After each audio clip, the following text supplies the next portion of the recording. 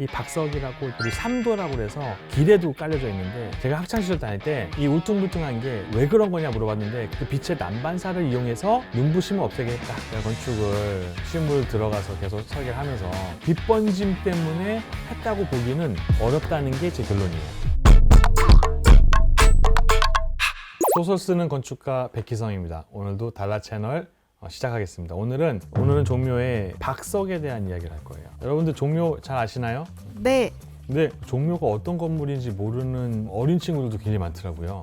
종묘가 이제 임금님들의 위패를 모셔놓은 공간이라는 거 모르시는 분들 꽤 많더라고요. 박석에 대한 얘기를 할 건데, 이 박석이라고 이렇게 약간 모난 돌이 있습니다. 월대라는, 기단을 월대라고 하거든요. 그 기단 위에 쌓여 있고, 그리고 삼도라고 해서 길에도 깔려져 있는데, 가운데는 신도예요. 신도는 뭐냐면 돌아가신 분들이 영혼이 다니는 길이다. 왼쪽엔 어도예요. 임금님이 다니는 길이고, 오른쪽에는 세자도예요. 그러니까 세자가 다니는 길인 거죠. 진짜 웃긴 게 돌이 다 울퉁불퉁해요. 제가 학창시절 다닐 때 이 울퉁불퉁한 게 왜 그런 거냐 물어봤는데, 그 당시에는 연구자분들이 뭐라고 하셨냐면, 이걸 반듯하게 해놓으면 눈부심이 강해서 사람들이 생활하기 힘들다. 그 빛의 난반사를 이용해서 눈부심을 없애게 했다라고 했는데, 제가 건축을 실물 들어가서 계속 설계를 하면서 뻐너구이라고 있어요. 불로 쏘는 거거든요. 그러면 그 돌이 터져요. 근데 뻐너구이를 한두 번 정도 하면은 평평하긴 한데 살짝 눈에 보면 살짝 울퉁불퉁한데, 이렇게 되면 난반사가 일어나서 빛 번짐이 없습니다.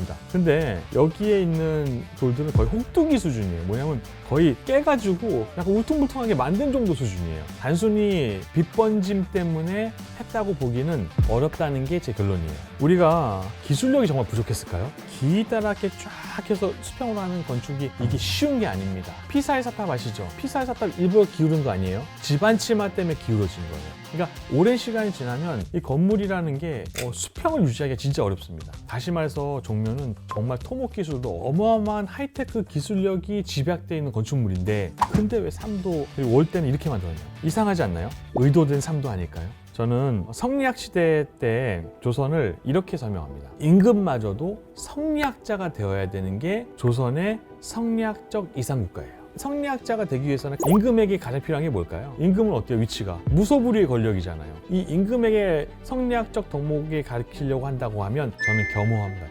임금이지만 동시에 겸허함을 갖춰야 되지 않을까. 재밌는 게요, 이 삼도를 걸으면요, 저는 이제 그 강심장이 아니어서 신도를 못 걸었어요.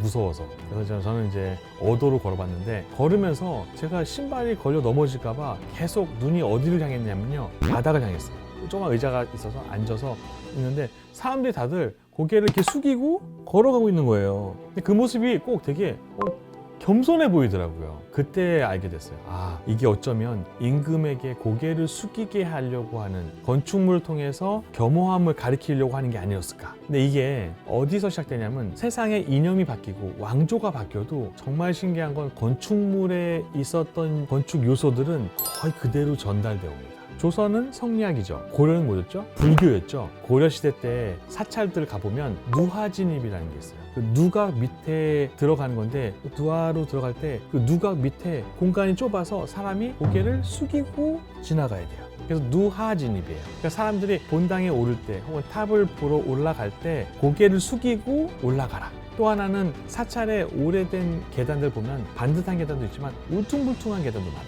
이런 계단들은 의도적인 겁니다. 왜냐하면 전통 건축을 만들 때 돌을 다듬어가지고 정갈하게 못 만든다? 이건 말이 안 되는 거예요. 그건 어려운 기술이 아닙니다. 근데 울퉁불퉁하게 했다는 거는 사람들이 걸어 올라갈 때 좀 무섭겠죠. 그러니까 걸음걸이도 조신해지고, 또 하나는 내가 넘어지지 않기 위해서 눈이 어떻게 될까요? 땅으로 향하게 됐죠. 그러니까 좀 더 겸허하고 낮은 자세로 마음을 내려놓고 들어와라 라는 표현이 불교 건축에 있었던 겁니다. 이 좋은 요소들을 종묘에다가도 고궁에도 차용을 한 거죠. 다시 말해서 성리학 시대의 조선에는 임금이지만 동시에 고개를 숙일 줄 아는 그런 겸허함을 가리키기 위해서 불편함이 아닌 미학이며 교육 공간으로 만든 게 아닌가. 저는 이 공간을 이렇게 정의합니다. 미완지극, 미완성된 것으로 가장 극함을 이루는, 다시 말해서 불편함으로 완벽함을 이루는 지혜가 아닐까. 근데 이런 것들이 박석 이렇게 깔아놓은 이런 것뿐만 아니라 여러 가지가 굉장히 많이 있습니다. 그래서 이거를 이제 알게 되시면 이제 종묘에 갔을 때 이 불편한 것들이 다시 보이실 거예요. 오늘날에는 핸드폰 하나로 모든 걸 해결할 수 있을 만큼 완벽한 시대인데 이런 미완지극이 필요할까요? 너무 중요한 얘기인 것 같아요.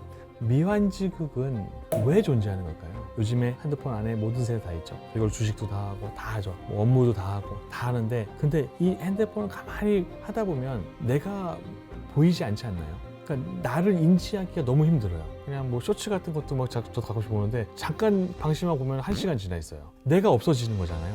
우리 조상들의 미완지극은 목적이 뭐냐면 나를 내가 보게 하는 데 있어요. 다시 말해서 불편한 걸 하게 되면 처음에 반응은 부정적 반응입니다. 근데 그걸 이유를 찾다 보면 그 이유를 알게 되고 그 선조들이 하고 싶은 메시지들이 보여요. 그러면 그 메시지와 내가 어떻게 교감할 수 있는지, 내가 그걸 어떻게 바라볼 건지 내가 주도적으로 판단할 수 있게 되지 않나 싶어요. 사실 불편함으로 완벽함을 이루는 지혜는 저는 다시 말해서 지금의 우리를 물질이 아니라 정신이 갖고 있는 의미가 무엇인지를 되새겨보게 하고 우리를 돌아보게 해주는 그런 의미가 있기 때문에 이 시대에 저는 꼭 필요하다고 생각합니다. 그래서 오래된 고건축에서도 전통 건축에서도 제가 이렇게 불편하지만 이유가 있고 철학이 있는 이야기들을 앞으로도 계속 한번 말씀드리고자 합니다.